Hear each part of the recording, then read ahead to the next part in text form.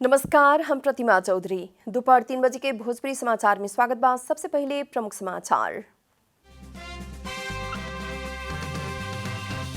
प्रधानमंत्री देउबा से आह्वान कल गेल मंत्रिपरिषद बैठक जारी। कुछ देर में सभी मंत्रालय के सचिव से भी छलफल होगी। निर्वाचन आयोग द्वारा राष्ट्रीय सभा सदस्य के उम्मीदवार खातिर खर्चा की सीमा निर्धारण। एक सदस्य के 3,50,000 तक खर्चा करे के मिले। भूकंप से भस्कल गोरखा अनुआकोट के 50,000 घर के पुनर्निर्माण संपन्न। आवासनी सीखे मिलला बाद स्थानीय सब खुशी। भारत के झारखंड स्थित पाकुड़ में बस दुर्घटना में 15 जने की मृत्यु, 25 घायल। और लमजुंग में जारी त्रिवेणी कप फुटबॉल के फाइनल में बुद्ध युवा क्लब और श्री भगवती भिड़ रहा।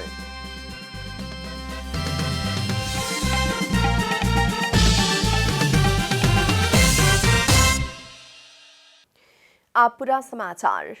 प्रधानमंत्री शेर बहादुर देउबा से बुलावल गई मंत्रिपरिषद बैठक अभी जारी बाटे।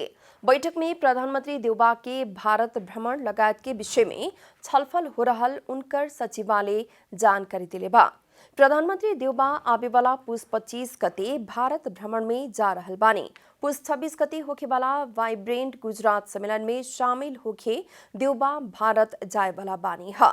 भारत भ्रमण के क्रम में उनकर प्रधानमंत्री नरेंद्र मोदी लगायत से भेंटवार्ता करे के कार्यक्रम बाटे।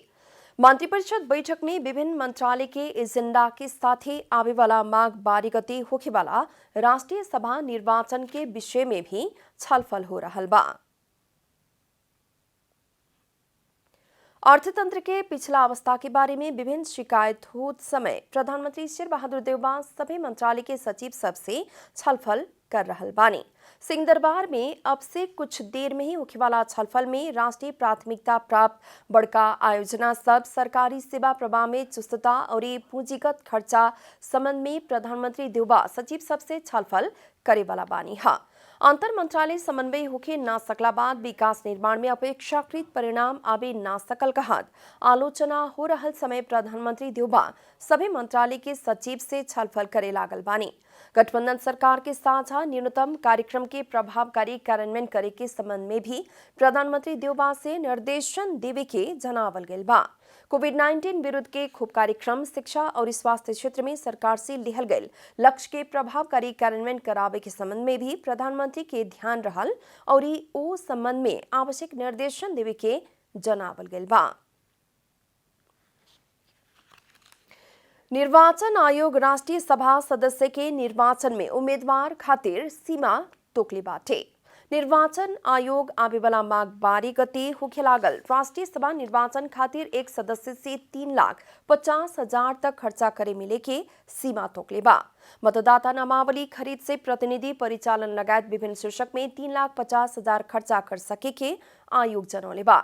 आयोग के मुताबिक उम्मीदवार सब मतदाता नामावली खरीद खातिर 1,000, सवारी साधन तथा घोड़ा खातिर 70,000, ईंधन तथा दाना खातिर 10,000, प्रचार प्रसार सामग्री खातिर 14,500, ढुआन खातिर 10,000, गोष्ठी और अंतरक्रिया खातिर 1 लाख लगायत अन्य कर के 3,50,000 तक खर्चा करे के मिले। राष्ट्रीय सभा सदस्य निर्वाचन अंतर्गत आज उम्मीदवार के विरोध में उजूरी देवे के कार्यसूची बाटे। सवेरे 10 से दोपहर 4 बजे तक उम्मीदवार के विरोध में संबंधित निर्वाचन अधिकृत के कार्यालय में उजूरी देवे के कार्यक्रम रहल निर्वाचन आयोग जनौले बा।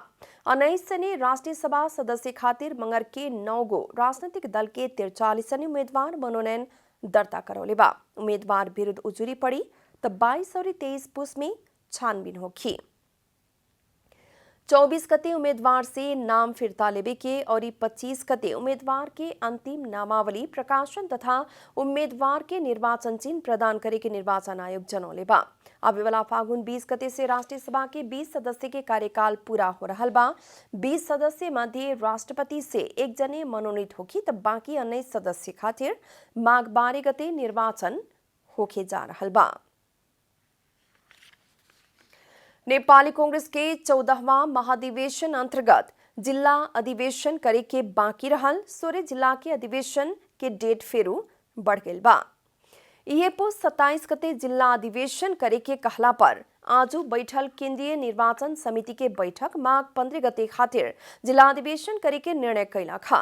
क्रियाशील सदस्यता विवाद के चलते सप्तरी, सिरहा, धनुषा, महोत्तरी, सर्लाही, रौतहट, बारा पर्सा, सिंधुली, मकवानपुर, सिंधुपाल्चोक, चितवन, बांके, कैलाली, अछाम और नवलपुर सहित 16 जिला में कांग्रेस के जिला अधिवेशन होके नहीं खे सकल। देश भर के अन्य जिला में अधिवेशन होके पार्टी के 14वां महाधिवेशन भी हो चुकल बा। यही बीच नेपाली कांग्रेस के नेता शेखर कोइराला आजुओ आपन निकट नेता सबसे छलफल कर रहल बानी। भोजपुरी समाचार में आप छोड़ विश्राम।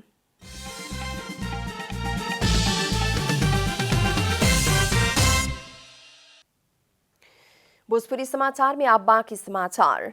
2072 साल में गईल विनाशकारी भूकंप से भसकल घर सब पुनर्निर्माण पूरा भइला बाद घर मिले वाला खुशी भइल बाटे लोग।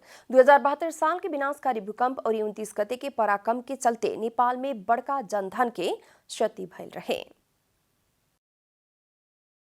2072 साल में गईल विनाशकारी भूकंप से नेपाल में बड़का क्षति भइल रहे। अभिन भूकंप क्षति भइल घर सब के पुनर्निर्माण ओरेला पर सर्वसाधारण सब खुशी भइल बा। भूकंप के केंद्र बिंदु रहल गोरखा के बारपाक के स्थानीय सब 6 वर्ष के बाद अपन आवास में लौटल बा। जगहहीन सब के भी घर बनावे के खातिर जगह मिलल और बैठे के खातिर भी उचित व्यवस्थापन मिलला से खुशी देखल गइल बा। भारत सरकार और संयुक्त राष्ट्र संघ के विकास कार्यक्रम UNDP के संयुक्त सहयोग में गोरखा और नुवाकोट के करीब 50,000 घर पुनर्निर्माण संपन्न भइल बा। वैसे ही गोरखा नगरपालिका वार्ड नंबर 13 के वार्ड अध्यक्ष हरिबहादुर खनाल अभी निर्माण संबंधी अधिकांश काम सब ओराइल और कुछ विद्यालय तथा सांस्कृतिक सम्पदा सब में काम बाँकी रहल बताउले बानी। धेरै कामहरू भएका छन्। अब त्यो यही निर्माण सम्बन्धीका कामहरू अब जस्तो विद्यालयहरू भए हैन, विद्यालय अधिकांश विद्यालयहरू तपाईको धेरै बनिसकेका छन्।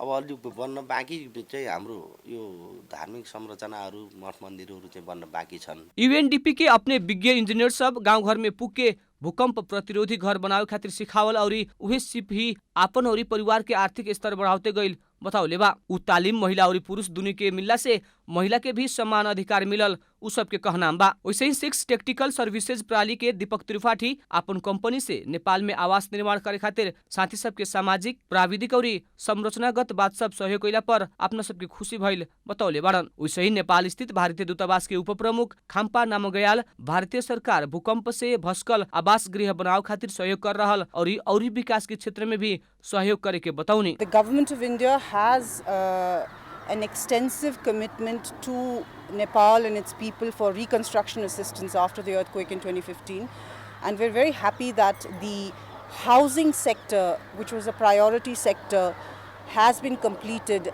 under this reconstruction assistance. We have managed to complete this and marked the completion last month, and we've built 50,000 houses in Gorkha and Nuwakot. उसे ही संयुक्त राष्ट्र संघीय विकास कार्यक्रम के नेपाल उप प्रतिनिधि बेर्नाडो काक्को 2015 में गईल भूकंप से भस्कल गोरखा और नुवाकोट के आवास पुनर्निर्माण के काम पूरा रूप में संपन्न भइल बताउनी। Housing reconstruction program in Gorkha in particular, as we all know, a tragic earthquake took place in Nepal in 2015.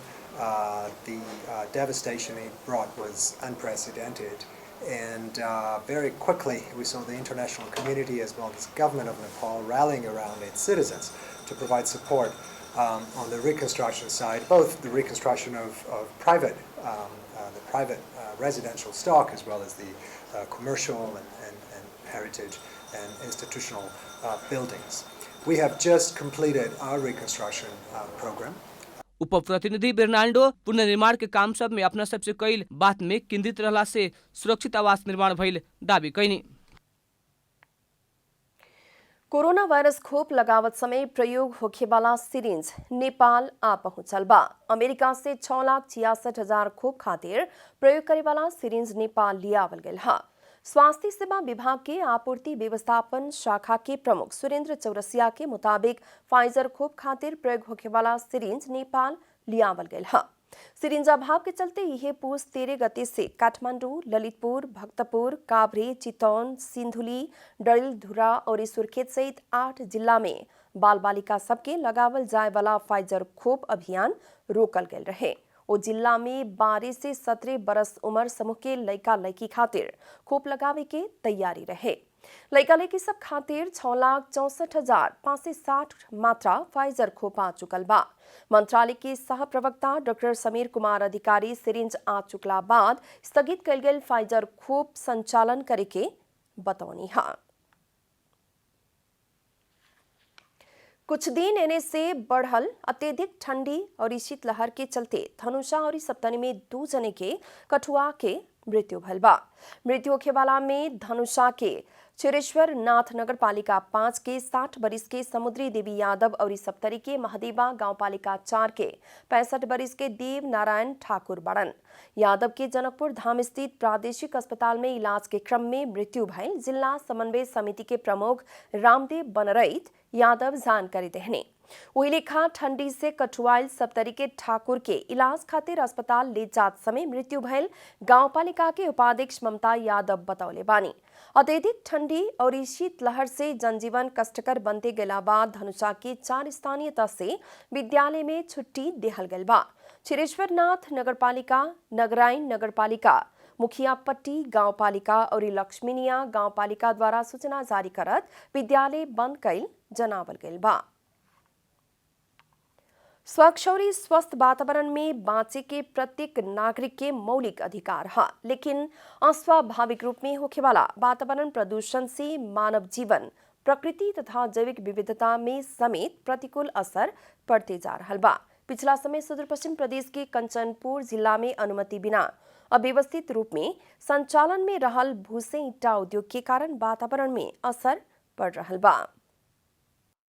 सवारी साधन से निकले वाला धुआं, धुरा और उद्योग कल कारखाना से और ईटा भट्टा से निकले वाला धुआं और धुरा के कारण बढ़ रहल प्रदूषण से आदमी के स्वास्थ्य के असर कर रहल बा। इन्हें पिछला समय सुदूर पश्चिम प्रदेश के कंचनपुर जिला में अनुमति बिना अव्यवस्थित रूप में संचालन में रहल भूसे ईटा उद्योग के कारण वातावरण में ना निमन प्रभाव पड़ रहल बा। विभिन्न नगरपालिका वार्डहरू प्लस केन्द्रपुरमा बेतकोट नगरपालिका जिल्लाभर नै तमाम ठाउँमा यो भुसे इँटा उद्योगहरू सञ्चालन भएको अवस्था छ।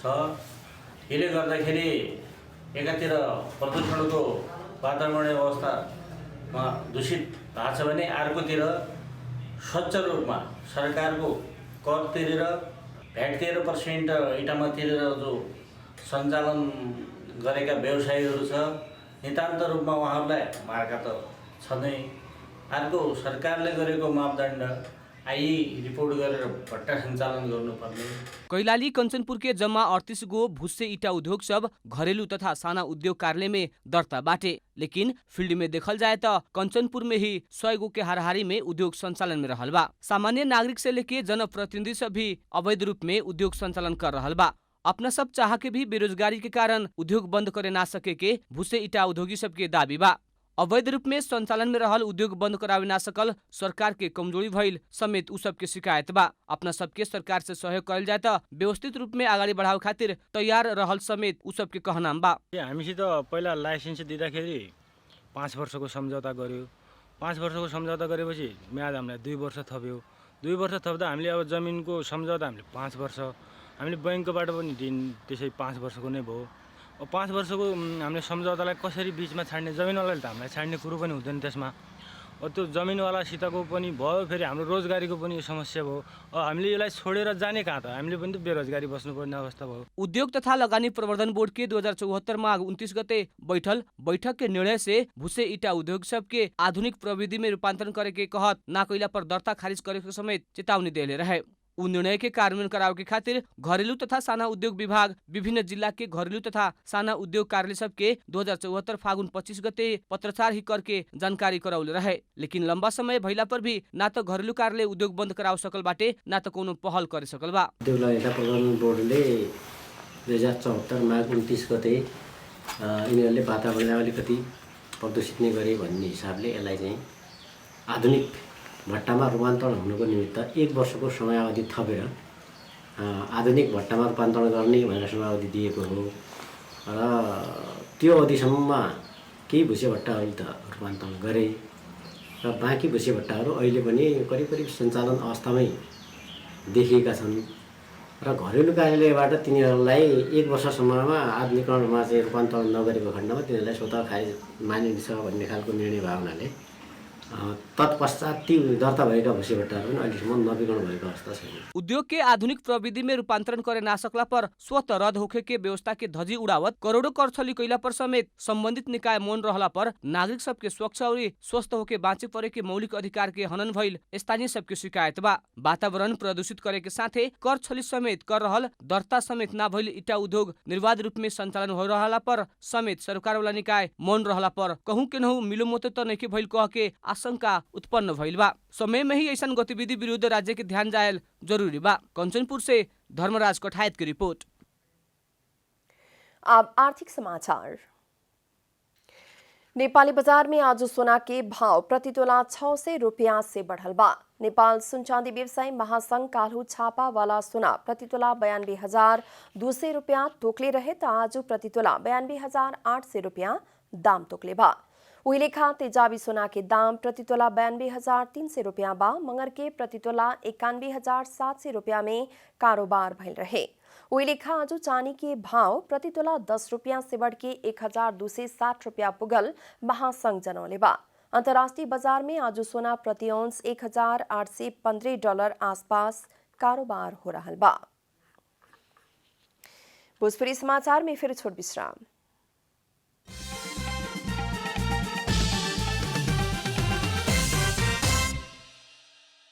भोजपुरी समाचार में अब अंतर्राष्ट्रीय समाचार। भारत के झारखंड स्थित पाकुड़ में आज सवेरे भइल बस दुर्घटना में 15 जने के मृत्यु भइल बा। दुर्घटना में करीब 25 जने घायल भइल बाटे लोग। साहिबगंज से दुमका जा रहल बस लिट्टीपाड़ा अमड़ापाड़ा रोड में गैस सिलेंडर से भरल ट्रक संगे ठोकर खाइल भारतीय संचार माध्यम सब जनौले बा। बस में 40 से बेसी यात्रु सवार रहे लोग। ट्रक और बस आपस में ठोकर खैला बाद दोनों गाड़ी पूर्ण रूप से ध्वस्त भइल बा। कईयन यात्रु सब बस से बाहर निकले के क्रम में गिर के घायल भइल बाड़न सन। बस के काट के लोग के बाहर निकालल गइल बा। दुर्घटना में मृत्यु होखे वाला के संख्या बढ़ सके के बतावल जा रहल बा। आप खेलकूद समाचार।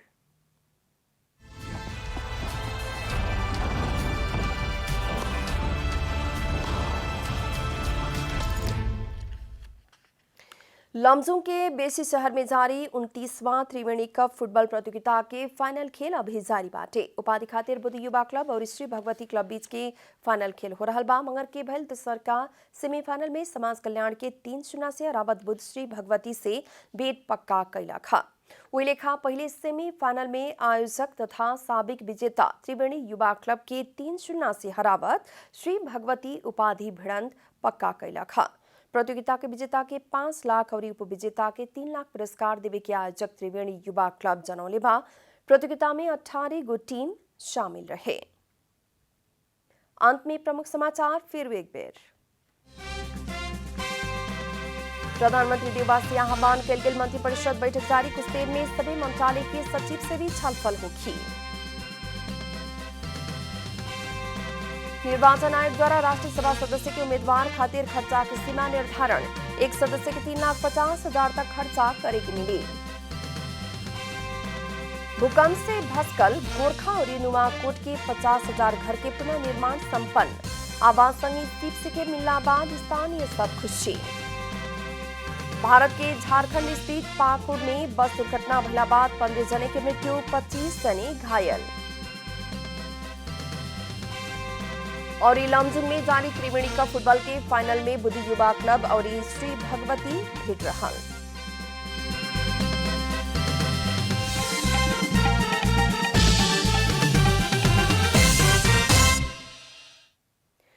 एक साथ भोजपुरी समाचार अभी खातिर इतना ही। जनता द्वारा जनता खातिर प्रसारित जनता टेलीविजन देखत रही।